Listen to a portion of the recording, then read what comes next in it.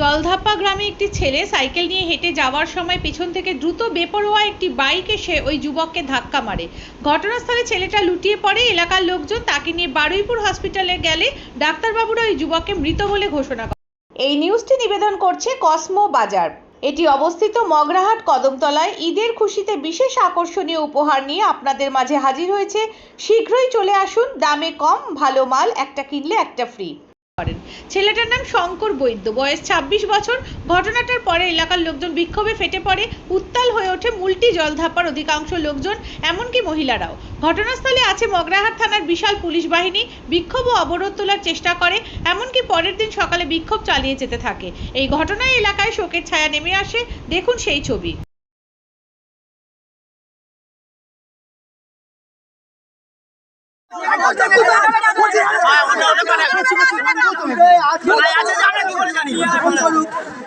দেখা